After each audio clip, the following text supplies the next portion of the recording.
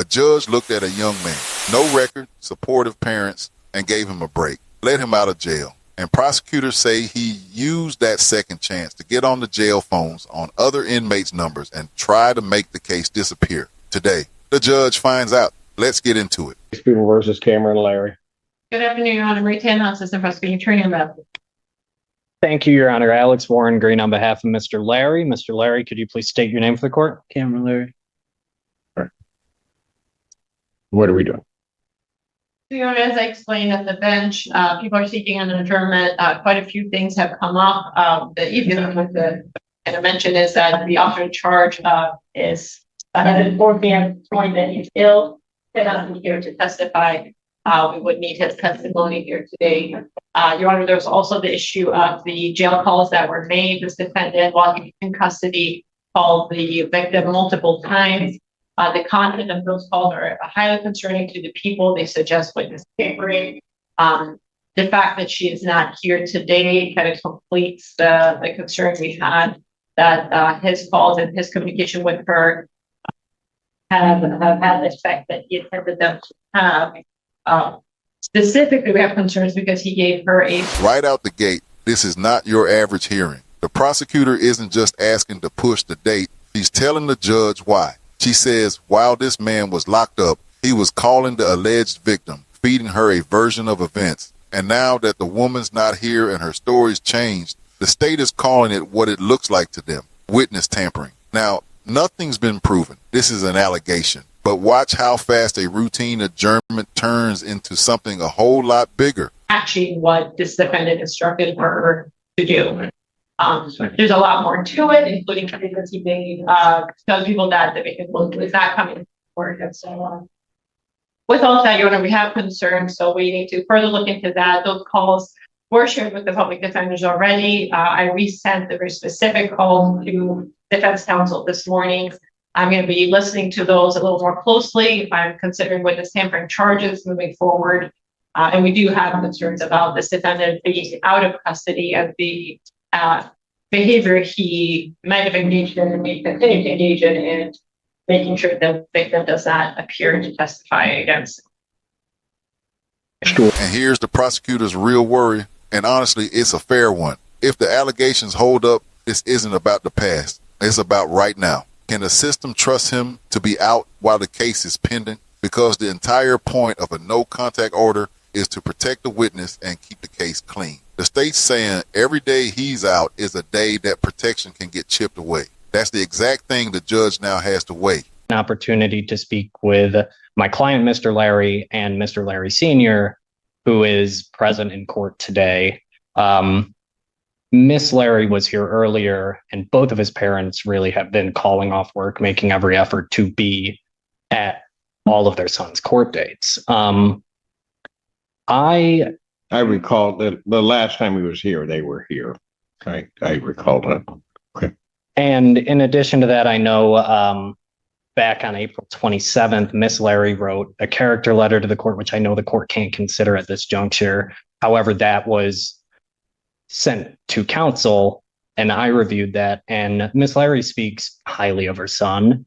And I think, insofar as Mr. Larry's at a fork in the road, they are committed to make sure he takes the right path and comes out of this continuing the positive work he was doing before arrest in this case. And I would note that this is Mr. Larry's first interaction with the criminal justice system, as far as I can see on his criminal history.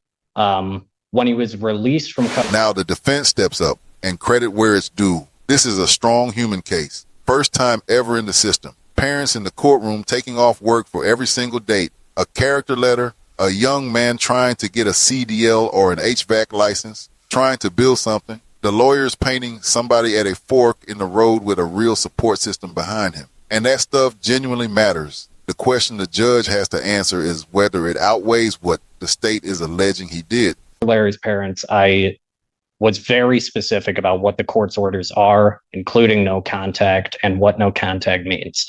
They ensured me that they're not going to let it happen under their roof. And as far as he's on home confinement, I mean, what they relayed to me is essentially the court's home confinement tether at this point is he'd be on home confinement anyway. They're making sure that he's staying on the right path. They don't want him to end up in jail or, at the end of this case, to be worse off than he was coming into it. So I'm going to ask the court respectfully to consider continuing his bond at this time. Come back on the next date. I've already talked to Ms. Tana about resolving this case. I'm going to talk to my client at length about resolving this case, which, what we pondered does entail further court supervision. But as far as abiding by the court's orders, Mr. Larry and his parents are going to make sure that continues. So Defense makes the move you'd expect. Keep him on the tether, keep him home with his parents. Let's talk about resolving this. And the lawyer's careful. He says the parents now understand exactly what no contact means, but you can already feel the judge's problem. He's basically saying, I believe the parents. I'm just not sure I believe him. And in a bond hearing, that one distinction is the whole ball game. I told you, counsel at the bench. I gave him a huge break the last time in letting him out, knowing that there were phone calls. That's come back in certain respects to bite me because I now know that these weren't just, not to minimize them necessarily, but not just context to the alleged victim saying whatever. He was to manipulate the system. I don't even know what's going through his head. Scared. Well, he should be, because he's got me right now. He should be scared. Because the grand reality. And there it is, the line that decides this whole thing. The judge says he gave this man a huge break last time, let him out knowing there were phone calls, and now it's come back to bite him. That's a judge feeling personally burned. And when he says he should be scared because he's got me right now, that's not a threat. That's a judge telling you the goodwill is gone. The leash he extended, he's reeling it all the way back in. No. Because you want to believe in him, that's fine. I want to believe in him too. I gave him an opportunity and he has messed this up and is now facing potentially another felon.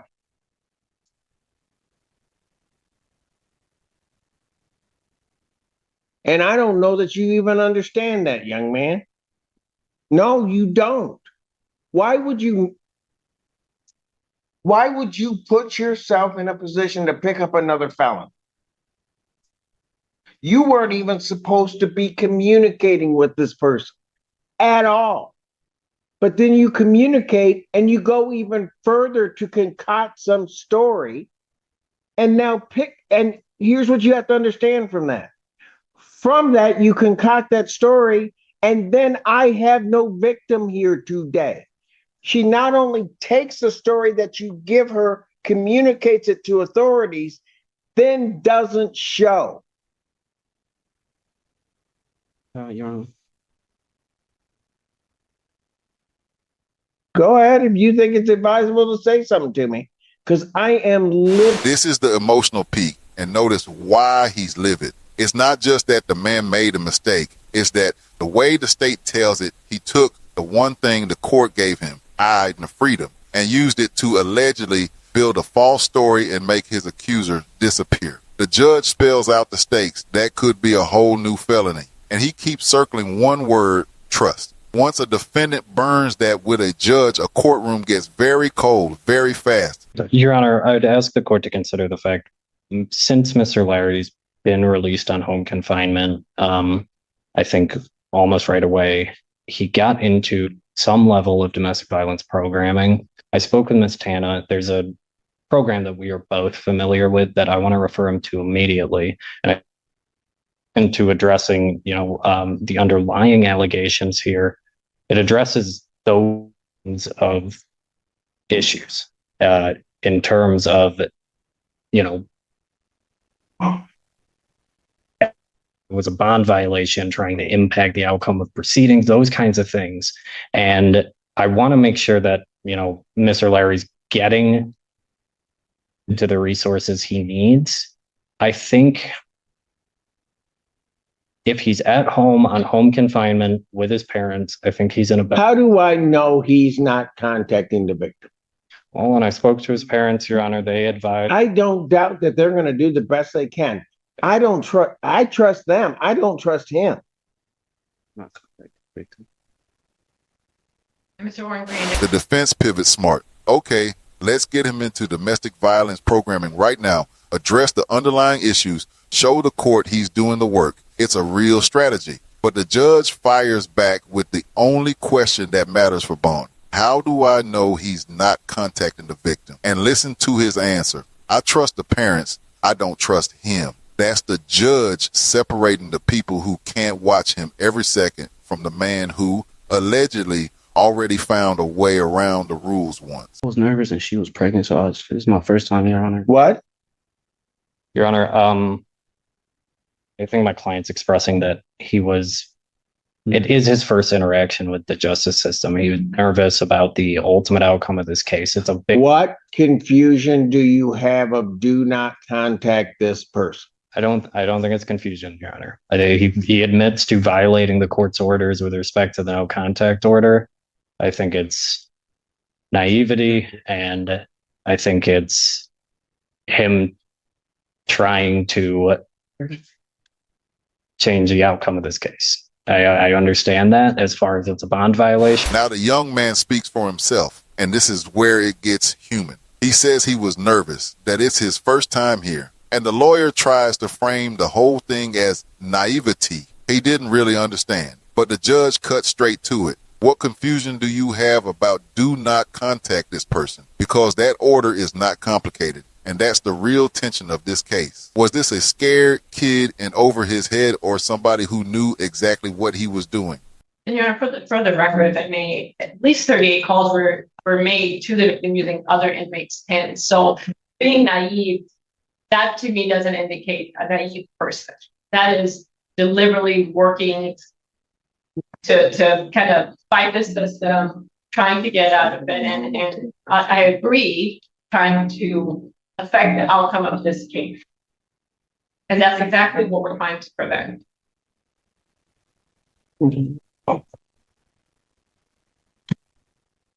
And see, it's that behavior why I can't. And here's the number that breaks the naive defense clean in half. The prosecutor puts it on the record. At least 38 calls using other inmates' PIN numbers to get around his own restriction. Sit with that. Naive is one call you didn't know you couldn't make. 38 calls on borrowed numbers is a plan. The state's point lands hard. That's not confusion. That's somebody deliberately working the system. Still allegations. But now you see why the judge's patience is completely gone. Trust you. Understand her? Because I don't have a doubt your parents are going to put everything they can possibly put in place to try to make sure you don't mess this whole thing up. But we do the same thing in the jail by giving you a PIN number. And what do? You try to circumvent and go around that whole thing. Then you try to concoct some story, and that comes back. And now you're going to potentially face another felony, as well as proceed without the victim on this case. You don't even begin to understand what the heck you've done. And if you had just stuck by the rules, we wouldn't even be in this boat. I don't need to have this conversation with you. I don't need to try to make sure that the victim in this case can proceed with this case if that's what she chose. And the judge drives it all home with the pen. He says, look, we gave you a PIN number. That's the system trying to keep it fair. And you allegedly went around it on other people's numbers. That's the betrayal he keeps coming back to. Every safeguard, he says, you tried to beat. And then the line every defendant should tattoo on their arm. If you just stuck by the rules, we wouldn't even be in this boat. Most of the time, the rules are the mercy. Hopefully, in the long run, going to be the biggest turning point in his life. And that's his sentiment he's expressed to me this whole time. He's got two people that really care about him, that are really going to make sure that he stays on the right track if the court's gracious enough to continue his bond at this point.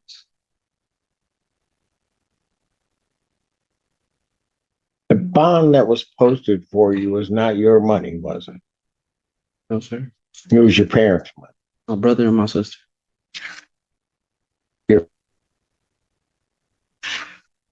Then you got your family here. Everybody's trying to do everything for you except you.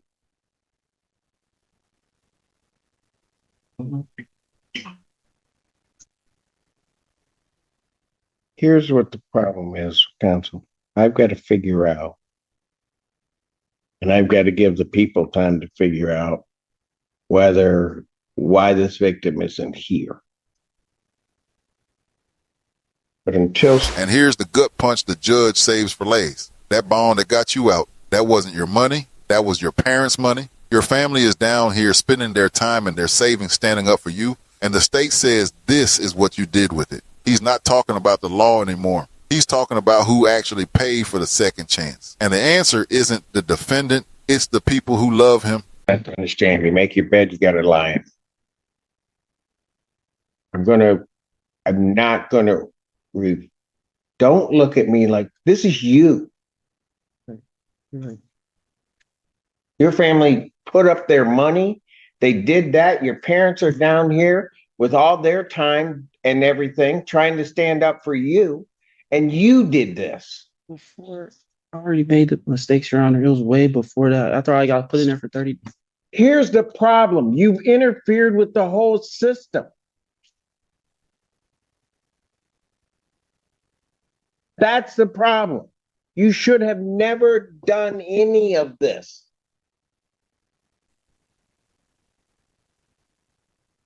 Ever. So if the people would do that, review it, get in touch with counsel, but this time I'm going to revoke his bond. Defendant's remanded. I will consider his release if the people can figure out exactly where they're going to go with this and have the OIC. I'd ask them to hurry up and do it. I don't want to leave him in jail, but he's made his bed and that's where he is now. But I got to figure out that everybody else in this whole system is safe, not just you.